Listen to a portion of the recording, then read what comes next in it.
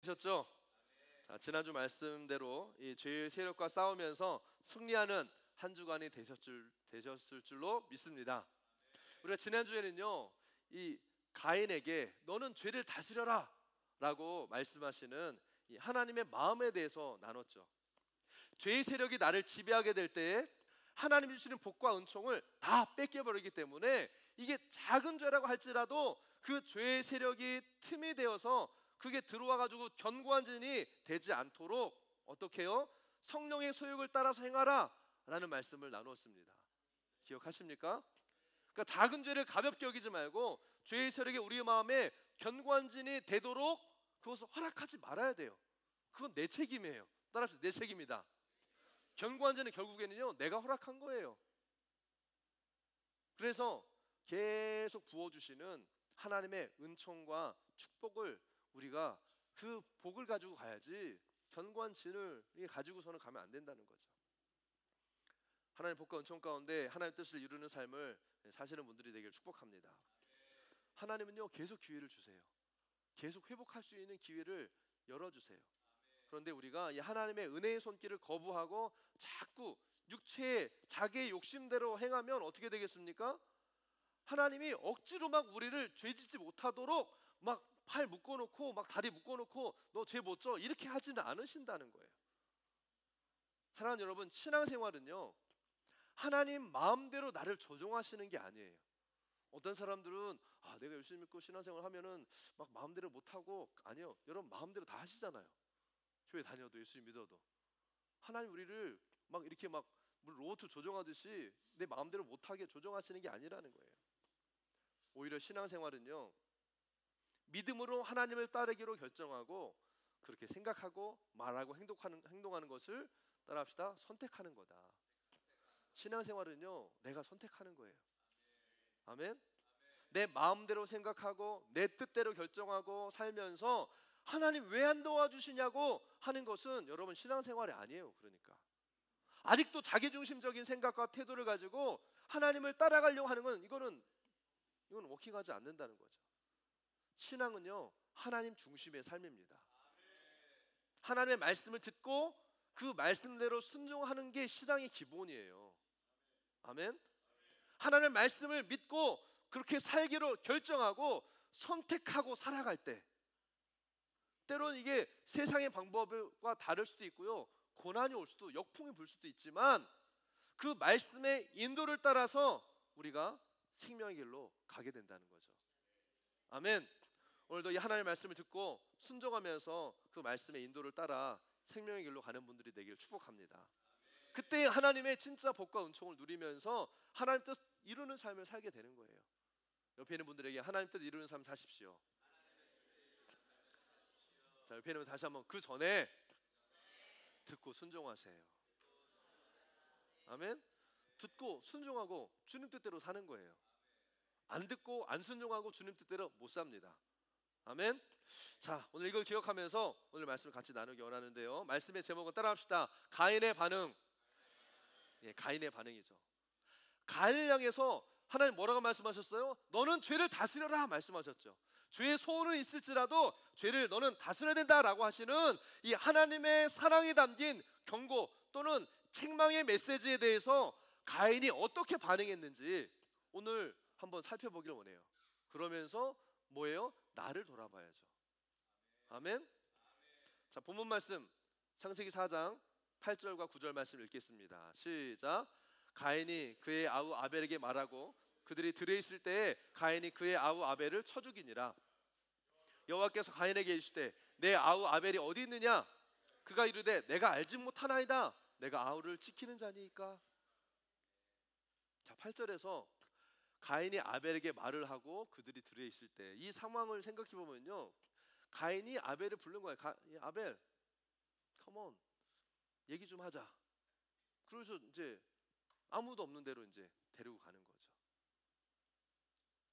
그리고 그들이 아무도 없는 그 들에 있었을 때 둘만 있고 아무도 보지 않고 방해받지 않는 곳에서 가인이 동생을 죽인 거예요.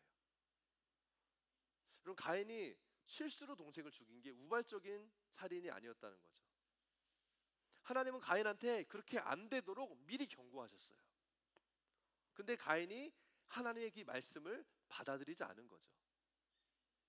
너는 죄를 다스려라 라는 말씀을 안 받아들이고 순종하지 않는 가인의 마음 가운데 뭐가 커졌을까요? 죄의 소원이 커진 거예요. 말씀대로 죄의 소원은 너에게 있으나 그 죄를 다스리라고 하는데 그 말씀을 안 들으니까 죄의 소원이 점점점 커졌어요. 그러니까 이제는요, 마음 깊은 곳에 있었던 그냥 뭐 기분 나쁘고 하면 좀 느낌이 안 좋은데 이런 것들이 이제는 생각으로 올라온 거예요. 제가 저 녀석이 별로 안 좋은데, 미운데, 그리고 그게 나중에는 실제 행동으로요 이제는 나타난 거죠. 그 결과 계획적으로 동생을 들로 불러내서 죽인 거라는 거예요. 여러분, 작은 죄를 그냥 놔두면 그게 또 다른 죄를 짓게 만들어요. 여러분, 시기하고 질투하는 마음 여러분들 가운데는 없죠, 그렇죠? 시기 질투 없습니다. 할렐루야, 아멘.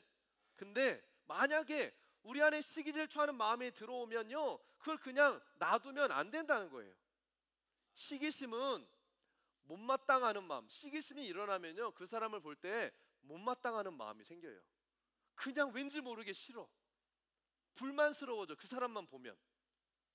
시기심, 질투하는 마음은요 영적으로 보면요 하나님의 주권을 인정하지 않는 마음. 왜냐하면 그걸 허락하신 분이 하나님이시거든요. 근데 그게 마음에 안 드는 거예요. 하나님이 하신 것을 못마땅하는 거예요. 결국에 시기심에 많은 사람은 하나님한테까지도 불평불만을 가지게 되는 거죠. 그게 누구였어요? 가인이 그랬다는 거예요. 여러분, 시기심이 우리들 마음 가운데 일어날 때 이거를요 그냥 가볍게 뭐 그냥 그럴 수 있는 거지라고 생각하지 말라는 거예요. 할렐루야, 아멘. 그 사람에 대한 나의 개인적인 감정이라고 생각할 수, 물론 그런 부분이 없지 않아 있지만 때로는 그 시기심이요 내가 하나님의 일을 가로막게끔 할 수도 있다는 거예요. 아멘. 그 사람만 보면 막 가슴이 답답해지고 낯빛이 창박해지고 입술이 팍 떨리면서 막 눈빛이 막 치마만 막 입술을 막 깨물고 이를 갈고 가까이 가기도 싫고 막 얼굴 보기 싫고. 이게 뭐예요? 이게 여러분 단순한 개인 감정입니까 여러분? 이거는요 미워하는 죄에게 이미 내 마음의 문을 열어준 거예요. 그 뒤로 어떤 죄들이, 엄청난 죄들이 들어올지요 모르는 거예요. You never know. 이런 마음으로 어떻게 하나님을 섬긴다고 할 수 있겠냐는 거예요. 이런 마음으로는 아무리 열심히 봉사하고 섬기고 사역한다고 해서 주님이 그걸 받으시겠냐고요. 가인의 제사 주님 받으셨어요? 안 받는 게 아니라 못 받으시는 거예요. 할렐루야. 그러면 어떻게 이 시기심을 끌어낼 수 있는가? 여러분, 그런 시기심이 내 안에 일어날 때는요 어떻게 되냐면요 의지적으로 축복하는 연습을 해야 돼요. 아멘. 시기심이 올라올 때 쟤 뭐 저래 막 이러면서 왜 그래 뭐 이러면서 이제 또 그런 마음들이 올라오려고 할 때에, 질투가 일어날 때에 의지적으로 축복해야 된다는 거예요. 부정적인 감정, 싫은 마음이 올라올 때 어떻게 해야 된다고요? 어떻게 해요? 의지적으로 의지적으로. 좀 크게 해보세요. 의지적으로. 옆에 있는 사람 얼굴 보면서 의지적으로 축복합니다. 한번 해보세요. 지금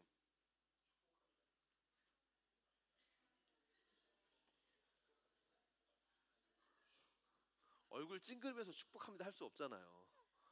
축복합니다 해보세요. 여러분, 옆에 있는 분들에게, 주변에 있는 분들에게, 뒤에 있는 분들에게, 두 분 이상에게 축복합니다 말씀해 주세요. 어떤 분들은 이런 거 시키면요 목사님 이러면서, 근데 또 어떤 사람이 어떤 얘기 하냐면요, 목사님 이거 너무 가식 아니에요? 마음에도 없는데 무슨 축복을 할 수, 이건 너무 가식적인 거 아닙니까? 라고 할 수도 있어요. 근데 여러분, 그렇게 생각할 수 있어요. 인간적으로. 영적으로 보면요 사단에게 속는 거예요. 여러분, 이거 잘 분별하셔야 돼요. 여러분, 그것은 죄의 감정에 그 사람을 묶어 놓으려고 하는 사단의 거짓말이에요. 내 감정 상태가 마음이 이러니까 난 축복 못해. 결국 이거거든요. 뭐 축복할 것도 없는데 뭘 축복해, 이거거든요. 하나님이 우리를 축복할 게 있어가지고 축복하셨어요? 없어요. 하나님도 의지적으로 축복하시고 사랑하시는 거예요. 여러분 속지 마세요. 인간적인 생각과 감정 가운데 속지 말라는 거예요. 그런 부정적인 마음과 불편한 마음들이 올라오면 어떻게 해야 된다고요? 축복하라고요. 이게 영적인 거예요, 여러분. 아멘. 사단의 거짓에 속지 마시길 바랍니다. 여러분 진짜 사랑은 real love, 여러분 막 true love, real love 찾잖아요. 진짜 사랑이 뭐예요? 감정이 아니라 의지로 하는 거예요. 감정이 올라올 때 하는 사랑은 감정적인 사랑이에요. 그런 감정적인 사랑이 필요하지만 이거는 언제 올라올지, 언제 사라질지, 언제 변할지 몰라요. 또 오래 가지도 않아요. 오히려 의지적으로 사랑할 때 그 사랑의 관계가 깊어지고 든든해진다는 거를 여러분 우리 결혼하신 분들은 아시잖아요. 사랑할 수 있을 것 같을 때만 사랑하는 게 아니잖아요. 그러지 않을 때에도 사랑하는 게 사랑이죠. 거기에 뭐가 필요해요? 의지가 필요한 거예요. 결단이 필요한 거예요. 그리고 그렇게 고백하고 그렇게 결단함으로 움직일 때 나중에 감정과 마음이 따라오잖아요. 저는 그렇던데요. 그렇지 않나요, 여러분? 아멘? 그래서 여러분 시기, 질투 이런 게 일어나가지고 내가 감정적으로 사랑하지 못하는 상황에서도 내가 의지적으로 축복을 하기 시작하면 할렐루야! 시기심이 물러간다는 거예요. 어둠이 물러가는 거예요. 부정적인 감정들이 떠나가는 거예요. 그러면요 진짜 여러분 상황을 뛰어넘는 진짜 사랑하고 축복할 수 있는 사람이 되는 겁니다. 이게 하나님이 우리에게만 주신 놀라운 축복이에요. 이게 하나님이 인간에게 주신, 우리 사람에게 주신 능력이라는 거예요. 할렐루야. 아멘. 우리의 선한 의지를 사용하라는 거예요. 자꾸 이 의지를 악한 데로 쓰지 말고 선한 의지를 일으키십시오. 이따가도 얘기하겠지만 이걸 길러야 돼요. 이 능력을 기르는 게 여러분 훈련입니다. 그래서 훈련할 때 뭐예요? 내가 하고 싶지 않은데 별로 내키지 않는데 계속 시키잖아요. 의지적으로 하라고. 아멘. 그래서 기도하게 하고 선포하게 하고 막 믿음으로 말하게 하고 막 사랑을 고백하게 하고 주님을 예배하게 하고 하는 이 훈련이 우리의 영적인 능력을요 배가시켜 주는 거예요. 진짜 사랑할 수 있는 능력은 여기서 오는 거라는 거예요. 할렐루야. 아멘. 훈련을 통해서 이런 능력이 길러지는 겁니다. 훈련하세요. 연습하세요. 그래서 이런 연습하고 훈련하는 것이 안 된 사람은 늘 감정과 상황과 사람만 보면 흔들리고, 그러니까 막 맨날 왔다 갔다 시험 들고 이랬다 저랬다가 막 이래서 안 되고 저래서 이유가 많은 거예요. 여러분 우리는 언어를 바꿔야 됩니다. 우리 언어가 축복하는 언어로 바뀌어야 돼요. 그리고 반대로 미워하거나 시기하는 말은요 입 밖에도 내지 말아야 돼요.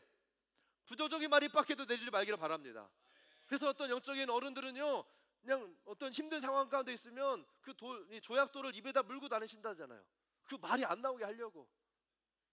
미워하거나 시기하는 말을 하면 그 미움의 세력, 죄의 세력을 내 안에 끌어들인다는 거예요. 문을 열어주는 거예요. 여러분 잘 들으시기 바랍니다.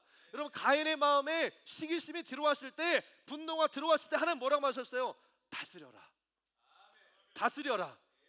근데 가인이 하나님 말씀을 불순종한 거예요. 그리고 사단이 주는 아벨을 죽이고 싶은 이 죄의 소욕과 생각에 따라갔다. 더 정확하게 말하면 거기에 순종해 버린 거죠. 그 죄의 소욕을 다스리지 못해서 결국에 아벨을 죽인 거예요. 여러분 어떤 사람은 하나님이 전능하신데 죄를 짓지 않도록 막으실 수 있지도 않나요? 여러분 하나님 왜 안 막으세요? 왜 안 막고서는 또 심판하죠? 이렇게 생각하는, 이렇게 물어보는 사람도 있어요. 여러분 앞에서도 아까 말씀드렸듯이요 하나님은 우리를 조종하는 분이 아니에요. 아멘. 하나님께서는 말씀으로 경고하시지 개입해서 막지 않으신다고요. 우리가 그 말씀에 순종할지 순종하지 않을지를 내가 결정하고 선택하는 거예요. 이게 뭐예요? 하나님이 유일하게 이 피조물들 가운데 유일하게 인간에게 주신 의지라는 거예요. 다른 말로 그걸 자유의지라고 하죠.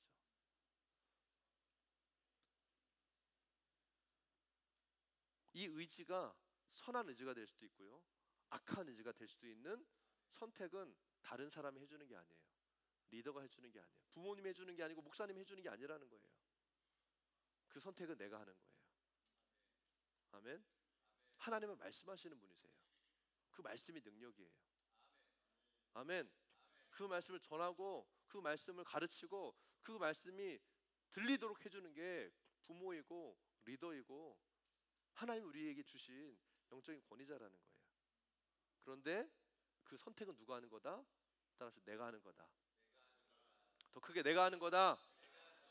그래서 이거를 자유의지라고 하는 거예요, 여러분. 이 의지를 자유의지라고 하는 거예요. 선한 의지를 쓸지 악한 의지를 쓸지는요, 나한테 달려 있는 거라는 거죠. 그러므로 죄를 짓는 것은 자기 책임인 거예요. 우리는 하나님이 말씀하실 때 강팍한 마음이 아니라 부드러운 마음으로 그 말씀을 그래서 들어야 되는 거예요. 말씀을 듣지 않고 거부하면 하나님이 그 사람에게 역사하실 수 없어요. 그래서 듣는 귀가 열려있는 게 은혜예요, 여러분. 똑같이 말씀을 들어도 듣는 귀가 열린 사람은 아멘하고 순종하고 하는데 듣는 귀가 닫혀버리면요 못 들어요. 언제 그랬대 하나님이? 왜 하나님 나를 안 도와주신데? 분명히 말씀하시고 하셨는데 자기가 결정해놓고 그 듣지 않은, 그게 어떻게 보면 너무 안타까운 거죠. 여러분, 이 주일 예배 때 이 짧은 30분 40분 이 말씀만이라도 여러분 집중해서 받고 이 말씀을 살아낸다면 여러분들이 많은 죄의 세력을 이길 수 있어요. 아멘. 그렇다고 막 주일 말씀만 들으라 이 얘기가 아니에요. 무슨 말이에요? 말씀을 정말 주의 깊게 듣고 이 말씀을 붙들고 한 말씀이라도 내가 말씀을 붙들고 순종하려고 하면 이 주일 예배 말씀만 가지고도요 이 한 주간을 넉넉하게 승리하며 살 수 있다는 거예요. 아멘. 그 한 말씀이라도 내가 붙들고 살겠다고 하면 그 말씀이 그 사람의 인생을 지키고 승리하는 복된 인생이 되게 한다는 거예요. 근데 사실 들을 귀가 있는 사람한테는 이 말씀을 들으면 들을수록 그것이 어떻게 되겠어요? 은혜가 되고 힘이 되고 자기한테 복이 되는데 들을 귀가 없으면, 안 들으려고 하면, 자기는 주일 예배 말씀도 제대로 안 듣고 안 먹으면서 요즘 목사님이 말씀을 너무 많이 보내주셔. 왜 아침마다 왜 그것도 보내고 막 또 리더들이 보내고 왜 이렇게 많아? too much. 부담스럽다. 불평하는 거예요. 듣지도 않으면서. 결국 내 앞에서 말씀하시는 주님의 음성도 못 듣는 거예요. 주님 지금 내 코앞에서 말씀하시는데 그걸 못 들어요. 사랑하는 여러분, 오늘부터 우리가 다른 거 못해도요 주일 말씀 하나는 제대로 듣겠다고 결단하십시오. 그래서 모든 성도들이 저는 말씀을 듣고 아멘 한 말씀이라도 붙들고 내가 살겠다고 하는, 당연히 그러면 오라드가 나올 수밖에 없죠. 아멘. 그게 내 안에 들려져서 내 안에 반응이 나오는데, 그게 오라드인데, 이걸 할 수 있도록 도와주는 툴인데, 아멘. 그렇게 하시기 바랍니다. 그래서 여러분들이 말씀을 듣고 오라드 반응하고 나한테 주신 이 말씀에 주님의 음성을 붙들고 한 주간을 승리하게 되기를 축복합니다. 그렇게 하시겠습니까? 그렇게 하시겠어요?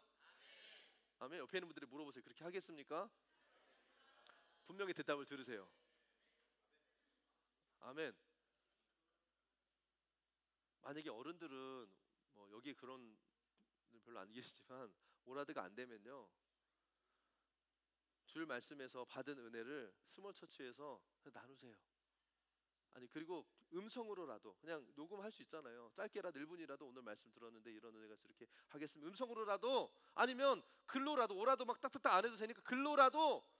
근데 여러분 젊은이들이요, 죄송해요 제 밑으로 이거 안 된다고 막 이거 뭐 자기 마음대로 하고 하지 마시고 하세요. 이게 훈련이잖아요. 이 좋은 기회를 왜 놓치냐고요. 그러면서 말씀 붙들려고 애쓰시길 바래요. 어쨌든지 말씀 붙들고 살려고 써야죠. 세상에서도 먹고 살려고 애쓰는데 영적인 삶을 살려고 왜 애를 안 쓰냐는 거예요. 애를 써야죠. 여러분, 가인을 통해서 볼 수 있는 것은요 우리가 하나님의 음성을 못 듣는 것이 문제가 아니라는 거예요. 결국에는 진짜 문제는 하나님의 음성에, 하나님이 우리에게 말씀하지 않는 게 문제가 아니라 하나님의 음성에 순종하지 않는 게 문제라는 거예요. 다시 말해서 못 듣는 게 아니라 안 듣는 거예요. 가인이 죄를 지었지만 하나님의 단번에 막 가인을 확 막 이렇게 심판하고 저주하고 죽이지 않으셨어요. 작은 죄를 통해서 죄의 세력이 들어왔을 때 하나님은 가인한테요 경고의 말씀, 권면을 하셨습니다. 그런데 그 말씀을 안 들었던 것이 가인의 상황을 더 악화시킨 거죠. 결국 동생을 죽이는 더 큰 죄를 지은 겁니다. 시편 107편 10절과 11절에 보면 사람이 흑암과 사망의 그늘에 앉으며 곤고와 쇠사들의 매임은 뭐예요? 11절 같이 읽겠습니다. 시작. 자기 마음대로 했다는 거예요. 하나님의 말씀하시고 상관없이. 그게 그 인생의 결과라는 거죠. 지존자의 뜻을 거스리고 하나님의 말씀을 거역하는 사람들을 사망과 곤고의 쇠사슬의 매인자가 되게 한다. 이게 하나님의 말씀 영적인 원리예요. 흑암과 사망의 그늘에 앉고 죄의 사슬에 매인 가인은 하나님의 질문에 대해서 너무나 뻔뻔하게 거짓말합니다. 그 상황에서도요. 9절에 보니까, 창세기 4장 9절에 보니까 여호와께서 가인에게 이르시되 내 아우 아벨이 어디 있느냐? 그가 가로되 내가 알지 못하나이다. 내가 내 아우를 지키는 자니까. 자기가 동생 죽여놓고 아무 일도 없었던 것처럼 거짓말하는 거예요. 여러분, 이 거짓말이 죄의 결과이고 죄의 증거예요. 요한복음 8장 44절에서 뭐라고 합니까? 너희는 너희 아비 마귀에게서 났으니 너희 아비의 욕심대로 너희도 행하고자 하느니라. 그는 처음부터 살인한 자요 진리가 그 속에 없으므로 진리에 서지 못하고 거짓을 말할 때마다 제 것으로 말하나니 이는 그가 거짓말자요 거짓의 아비가 되었습니다.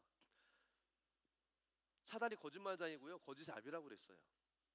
여러분, 거짓말하는 것은요 그 속에 죄가 있다는 증거입니다. 아멘. 왜냐하면 죄가 없다면 거짓말할 필요가 없거든요. 그렇잖아요. 거짓말할 필요가 없어요. 근데 왜 거짓말해요? 죄가 있으니까. 그 속에 거짓아비가 자리 잡고 있기 때문에 거짓말이 거침없이 나오는 거예요. 이렇게 해도 거짓말, 저렇게 해도 거짓말. 거짓말 잘하는 사람들이 있어요. 어떤 사람들 그걸 습관이다, 자란 환경 가운데 성성된 습관이기 때문에 우리가 이해해줘야 된다. 한편으로는 심리학적으로 뇌과학적으로 맞을 수도 있어요. 그러나 그게 진짜 습관이고 성격입니까, 여러분? 그냥 그렇게 인정해주고 놔둬야 돼요? 잠언 14장 5절에서는 뭐라고 말합니까? 신실한 증인은 거짓말을 아니하여도 거짓 증인은 거짓말한다라고 그랬어요. 여러분, 신실한 증인으로 부름받은 게 그리스도인의 삶 아닙니까? 아멘. 그래야 우리가 정확하게 예수님의 이 복음의 십자가를 증언하죠. 우리는 증인이에요. 증인은 진실해야 돼요. 아멘. 아멘. 거짓말을 합리화시키려고 하지 말고 여러분, 회개하는 편이 훨씬 나아요. 어떻게든지 내 거짓말을 좀 이렇게 포장해가지고 그래도 이런 거짓말은 이럴 수 있고 저럴 수 있고 라고 하는 거짓말을 합리화시키기보다, 그래서 이유를 들어서 그 명분을 만들어주는 것보다 거짓말은요 회개하는 게 훨씬 낫다고요. 회개할 마음이 없으니까 거짓말하는 거예요. 가인이 여러분 왜 거짓말해요? 지금 하나님 말씀하신 경고, 자기 안에 죄의 세력이 자리 잡고 있는데도 불구하고 회개할 마음이 전혀 없는 거예요. 그러니까 자기 죄 지은 앞에서도요 자기 죄를 감추기 위해서 거짓말하는 거죠.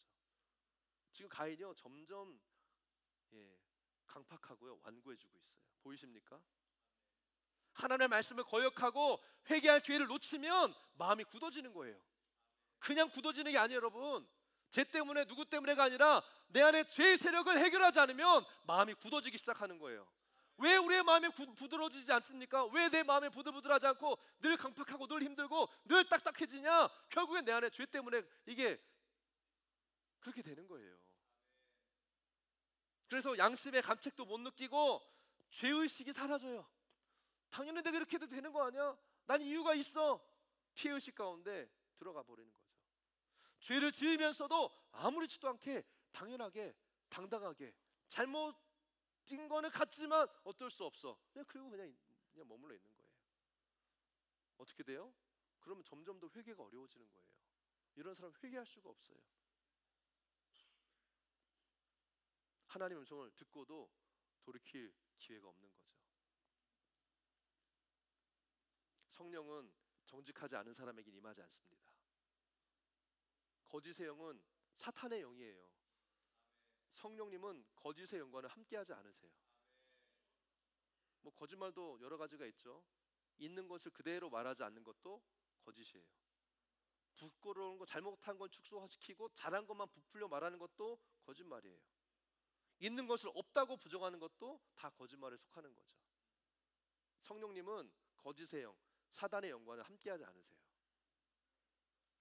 여러분, 거짓이 없는 진실한 증인들이 되시길 축복합니다. 여러분, 죄에 대한 유일한 해결책은요, 거짓말이 아니에요.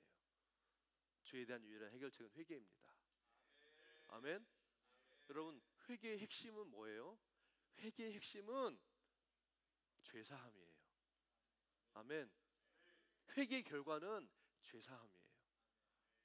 죄사함이 없는 회개는 회개가 아니에요. 그건 후회이고요, 원망이고 그냥 가슴 아픈 감정일 뿐이에요.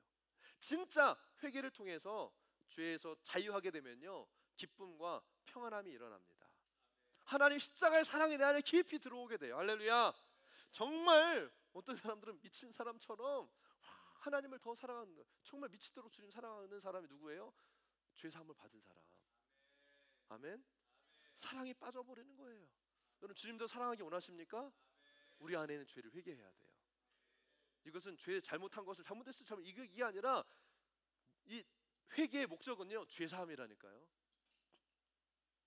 인간적으로도 사랑에 빠지면 물불 가리지 않잖아요. 우리가 하나님과의 사랑에 빠지면 거기에 전부를 걸고 나아가게 되는데, 그 하나님의 사랑에 빠져버리는, 그 하나님의 사랑에 매료되어 버리는 이 길은요, 우리 안에는 죄가 해결되어져서 우리가 주님께 용납받는 자가 되어질 때, 할렐루야. 모든, 여러분, 만약에 여러분 지금 빚이 있잖아요, 그렇죠? 개인 빚도 있고 비즈니스 빚도 있고, 빚을 오늘 누가 저 예배 딱 나가는데 저기 호주 사람이 딱 오더니 그 뭐죠? 그 MT 공수표 딱 주면서 원하는 만큼 적으세요. 오늘 여러분들 빚이 해결되었습니다.